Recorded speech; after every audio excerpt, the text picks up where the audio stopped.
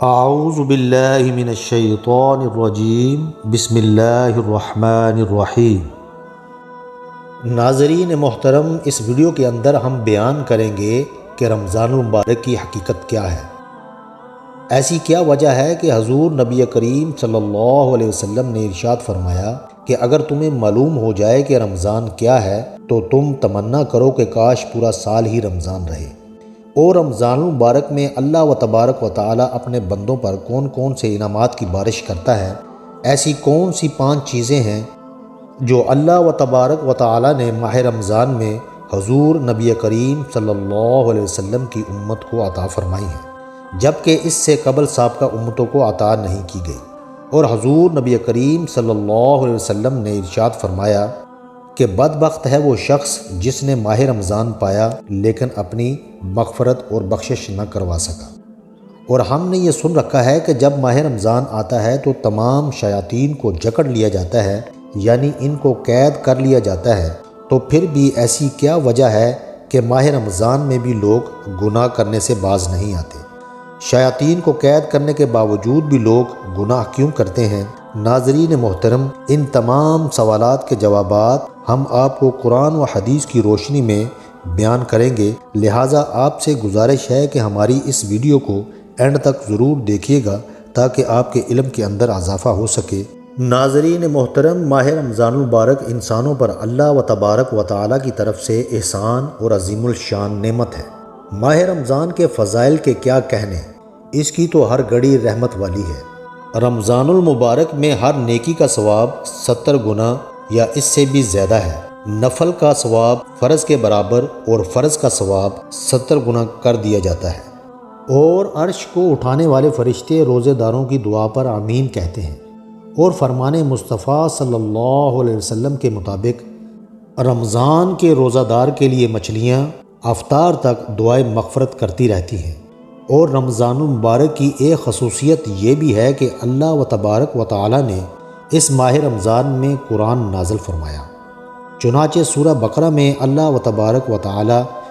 اس طرح ارشاد فرماتا ہے: شہر رمضان الذی انزل فیہ القرآن ھدی للناس وبینات من الھدی والفرقان۔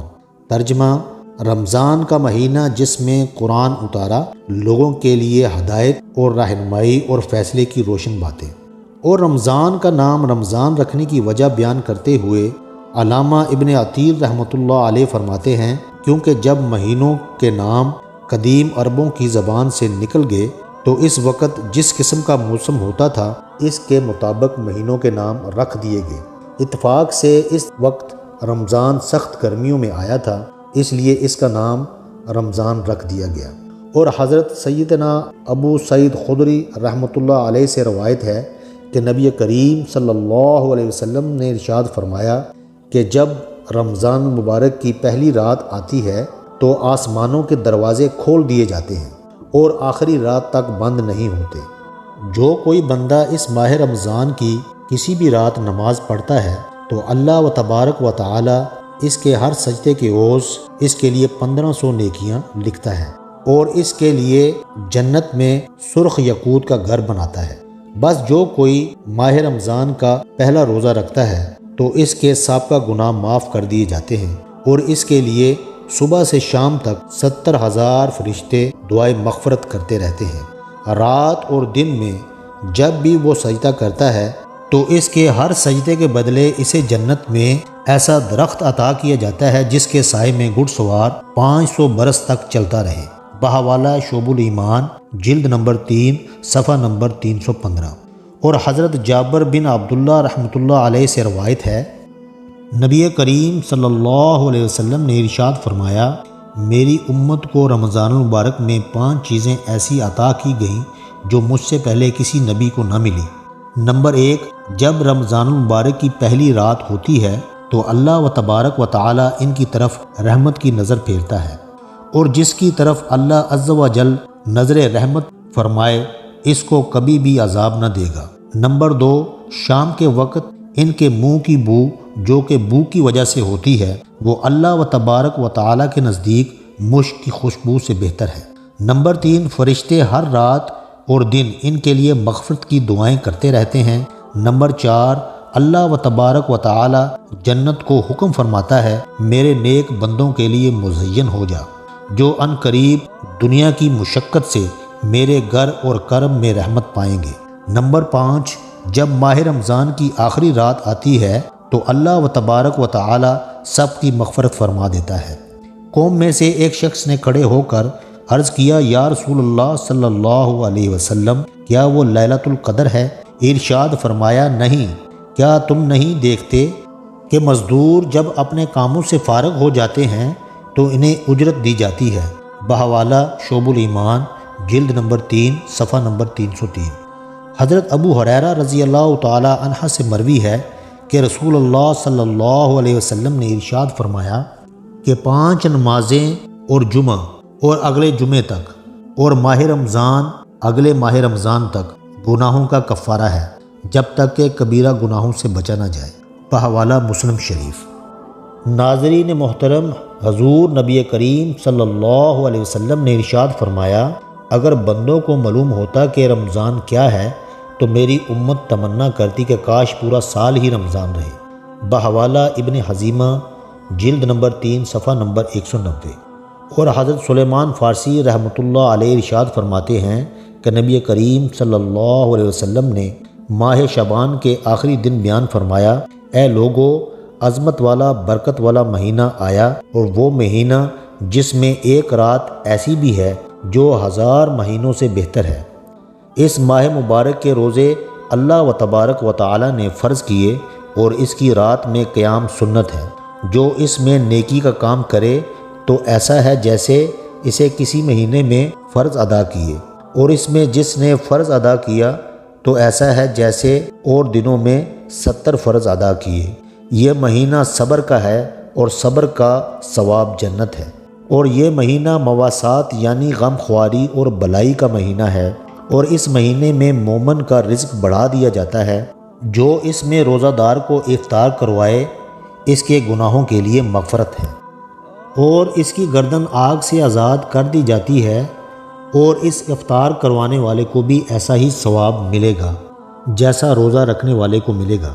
بغیر اس کے کہ اس کے اجر میں کسی بھی قسم کی کمی آئے۔ ہم نے عرض کیا، یا رسول اللہ صلی اللہ علیہ وسلم، ہم میں سے ہر شخص وہ چیز نہیں پاتا جس سے وہ روزے دار کو روزہ افطار کروائے۔ تو آپ نبی کریم صلی اللہ علیہ وسلم نے ارشاد فرمایا، اللہ و تبارک و تعالی یہ ثواب اس شخص کو دے گا جو ایک گھونٹ دودھ یا ایک کھجور یا ایک گھونٹ پانی سے روزہ افطار کروائے، اور جس نے روزہ دار کو پیٹ بھر کر کھلایا اس کو اللہ و تبارک و تعالی میرے حوض سے پلائے گا کہ کبھی بھی پیاسا نہ ہوگا،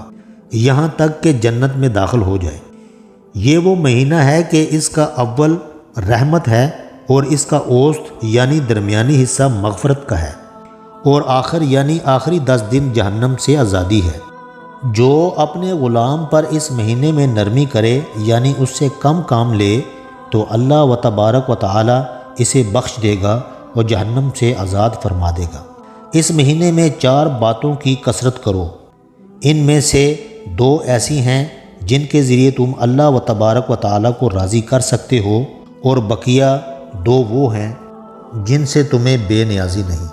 بس وہ 2 باتیں جن کے ذریعے سے تم اپنے رب کو راضی کر سکتے ہو وہ یہ ہیں،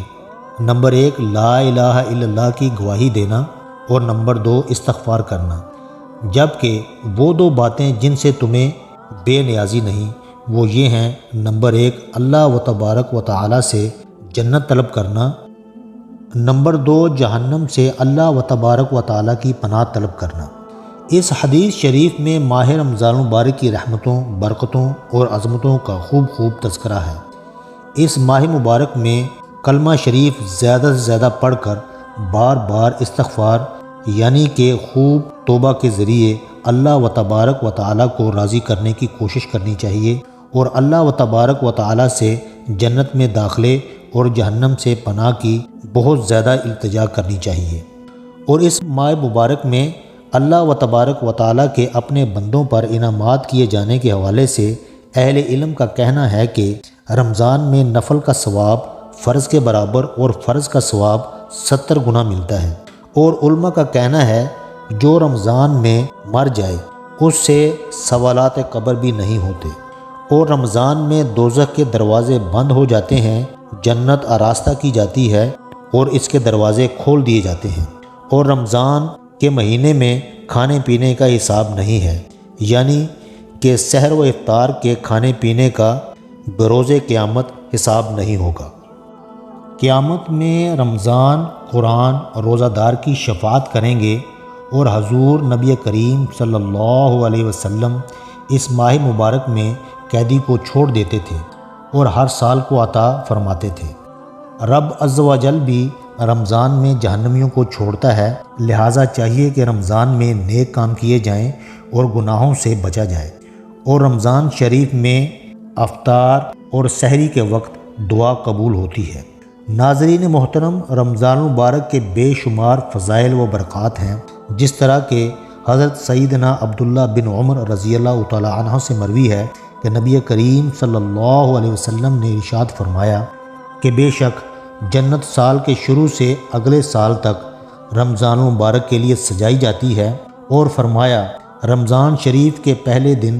جنت کے درختوں کے پتوں سے بڑی بڑی آنکھوں والی حوروں پر ہوا چلتی ہے، اور وہ عرض کرتی ہیں اے پروردگار عالم عز و جل، اپنے بندوں میں سے ایسے بندوں کو ہمارا شوہر بنا جن کو دیکھ کر ہماری آنکھیں ٹھنڈی ہوں،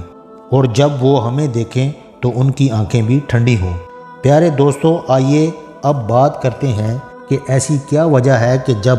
اس ماہ مبارک میں تمام شیاطین کو قید کر لیا جاتا ہے تو اس کے باوجود لوگ گناہ کیوں کرتے ہیں؟ ناظرین محترم، اس کی وجہ یہ ہے کہ جب انسان پیدا ہوتا ہے تو اس کے ساتھ ایک ہمزاد بھی پیدا ہوتا ہے، اور اس ہمزاد کو، جو کہ شیاطین کی اقسام میں سے ایک قسم ہے، اس کو قید نہیں کیا جاتا۔ یہ ہر وقت انسان کے ساتھ رہتا ہے اور اسے برے کاموں کی ترغیب دیتا ہے، جس طرح کہ حضور نبی کریم صلی اللہ علیہ وسلم نے ارشاد فرمایا، جس کا مفہوم کچھ اس طرح سے ہے کہ جب تم میں سے کوئی شخص پیدا ہوتا ہے تو اس کے ساتھ ایک ہمزاد بھی پیدا ہوتا ہے جو کہ ہر وقت اس کے ساتھ لگا رہتا ہے، وہ اس کو برے کاموں کی ترغیب دیتا ہے۔ حضور نبی کریم صلی اللہ علیہ وسلم سے عرض کیا گیا، یا رسول اللہ صلی اللہ علیہ وسلم، کیا آپ کے ساتھ بھی ہمزاد ہے؟ تو آپ صلی اللہ علیہ وسلم نے ارشاد فرمایا، جی ہاں، لیکن اللہ و تبارک و تعالیٰ کے فضل و کرم سے وہ مجھے برے کاموں کی دعوت نہیں دے سکتا، وہ ہمیشہ اچھے کاموں کی دعوت دیتا ہے۔ پیارے دوستو، اس ہمزاد کی وجہ سے بھی لوگ اس ماہ رمضان میں گناہ کرتے ہیں، اور ماہ رمضان میں گناہ کرنے کی دوسری وجہ انسان کا اپنا نفس ہے۔ ناظرین محترم، نفس کی 3 اقسام ہیں: نفس امارہ، نمبر 2 نفس لمامہ، نمبر 3 نفس مطمئنہ۔ نفس امارہ وہ نفس ہے جو کہ ہر وقت انسان کو برائی کی طرف بلاتا رہتا ہے، اور نفس لمامہ وہ نفس ہے جب انسان گناہ کر لیتا ہے تو گناہ کرنے کے بعد اس کو ملامت کرتا ہے کہ تو نے یہ گناہ نہیں کرنا تھا، اور نفس مطمئنہ وہ نفس ہے کہ جب انسان اس مقام پر پہنچ جاتا ہے تو اس کو اطمینان اور سکون حاصل ہو جاتا ہے، لیکن اس حالت میں بھی نفس انسان کا پیچھا نہیں چھوڑتا اور اس کو برائی کی طرف بلاتا رہتا ہے، لیکن اس سٹیج پر گناہ پر بہت آسانی کے ساتھ قابو پا لیا جاتا ہے، اور اس سٹیج پر صرف اللہ و تبارک و تعالیٰ کے برگزیدہ اور اولیاء کرام ہی پہنچ سکتے ہیں، جیسا کہ حضرت سلطان بہو رحمۃ اللہ علیہ ارشاد فرماتے ہیں، لکھ ہزار کتاباں پڑھیا ظالم نفس نہ مردہ ہو، بعض فقیراں کسے نہ ماریا اے چور اندردہ ہو۔ ناظرین محترم، ماہ رمضان المبارک میں بھی گناہوں کی کثرت دیکھی جاتی ہے، وہ اسی وجہ سے ہے کہ انسانوں کا نفس امارہ اور ان کے ساتھ لگا ہوا ہمزاد ان کو گناہوں کی طرف بلاتے رہتے ہیں، اس کی وجہ سے وہ گناہوں سے باز نہیں آتے، اور اس کی ایک بڑی وجہ برے لوگوں کی صحبت بھی ہے۔ جو شخص ہمیشہ برے لوگوں کی صحبت میں رہتا ہے تو اس نے برے کام ہی کرنے ہوتے ہیں، جس طرح کہ شرابی کی صحبت شرابی بناتی ہے، اور اللہ و تبارک و تعالیٰ کا ذکر کرنے والے کی صحبت اللہ و تبارک و تعالیٰ کا ذاکر بناتی ہے۔ اللہ و تبارک و تعالیٰ سے دعا ہے کہ اللہ و تبارک و تعالیٰ ہمیں بری صحبت سے محفوظ رکھے اور ہمیں نفس اور شیطان کے شر سے محفوظ رکھے۔ ہمیں نیک اعمال کرنے اور گناہوں سے بچنے کی توفیق عطا فرمائے اور اس آنے والے ماہ رمضان کی قدر کرنے کی توفیق عطا فرمائے۔ اس میں خوب نیکیاں کر کے اپنے تمام گناہوں سے استغفار اور توبہ کر کے اپنے آپ کو بخشوانے کی توفیق عطا فرمائے، کیونکہ حضور نبی کریم صلی اللہ علیہ وسلم نے ارشاد فرمایا کہ بدبخت ہے وہ شخص جس نے ماہ رمضان کو پایا لیکن اس کے باوجود وہ اپنی مغفرت نہ کروا سکا۔ اللہ و تبارک و تعالیٰ سے دعا ہے کہ اللہ و تبارک و تعالیٰ ہم سب کا حامی و ناصر ہو، آمین۔